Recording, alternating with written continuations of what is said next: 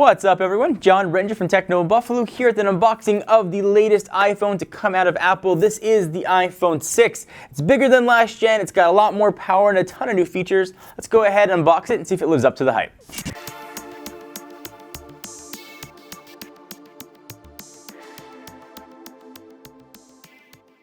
So this is the iPhone 6. Of course, there's a 6 Plus as well. We've got this guy in gold. If you look at the box, you can't really tell much about it. Although the gold color lets you know what you have. If you've got a space gray one, for example, here's the box for our 6 Plus. You can see the color difference. Other than that, though, the boxes look absolutely identical. This is a 16 gigabyte variant. It's going to come in 16, 64, or 128.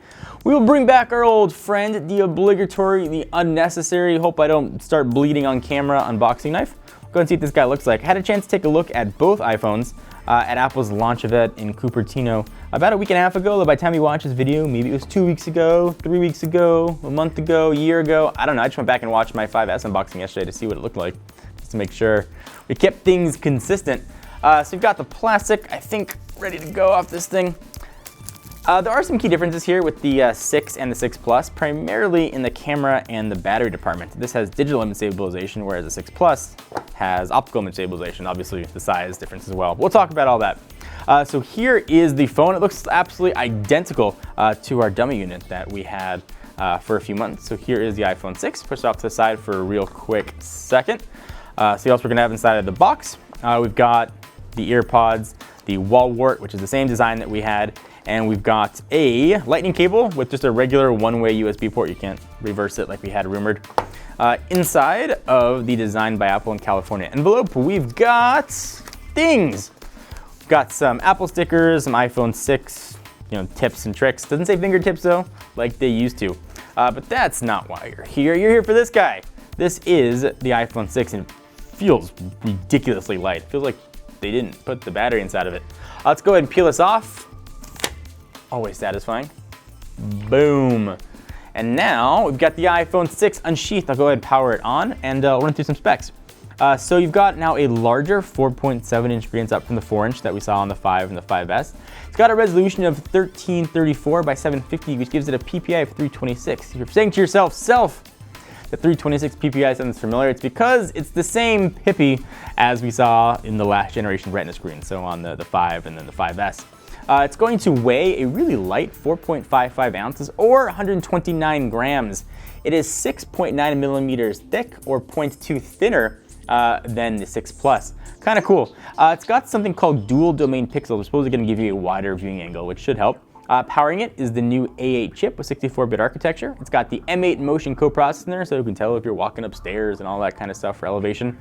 iFixit revealed the battery is 1,810 milliamp hours. It was 1560 on the 5S, in case you're wondering. And a gig of RAM, which is the same RAM that's also found in the 6 Plus. 8 megapixel camera on the back.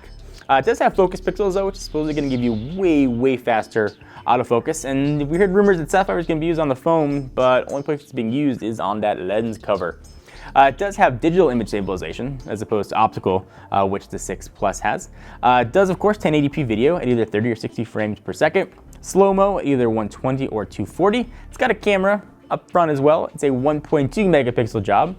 Again, available in the same 3 colors as last gen, either space gray, silver, and gold. But the gold looks a little bit different, as is the space gray. It's a little goldier. Available in 16, 64, 128 gig variants. It's going to cost you $199, $299, or $399 on contract, depending on what you go for. So a quick tour of the device. It looks very iPhone-ish. You've got that 4.7-inch screen, of course, right up front. You've got your home button with Touch ID built in, which will be used for Apple Pay. Left-hand side, you've got a redesigned volume up and down. You've got your profile switch. On the right, that is your power and lock button, which is now moved from the top to the side. Nano SIM tray. The bottom's been redesigned. You've got a new speaker grill. There's your lightning port, noise canceling mic, a 3.5 millimeter headset jack. On the back, that's where the camera's going to live. Now, you still have that dual flash in there, but it's now sort of enclosed in a single circle. But the bottom is amber and the top is just regular. You've got these 2 antenna bands. The top one is for NFC, which is going to be used for Apple Pay. It's totally locked down though right now. Maybe that'll be what they reveal for the 6S. But all you can do is for Apple Pay. You can't share anything else using NFC. In the device. Really thin, it looks really nice. Of course, we'll put it through all its paces. Here's a real quick comparison if you want to see what the two look like. The 6 or the 6 Plus, how they look in normal hands and that kind of stuff. Again, we'll do everything we can with these devices. Check us out at technobuffalo.com for the latest and greatest tech news on the iPhone 6 family. Until next time, I'm John Rettinger. See you guys next video. Bye-bye. Thank you guys for watching. I hope you enjoyed. We love technology here. If you do too and you want to see what's next, of course, hit the big subscribe button down below to get the latest videos from Techno Buffalo. And we just launched our new Twitch channel, so if you want to see us game, albeit sometimes a little bit horribly, check us out at twitch.tv/technobuffalo.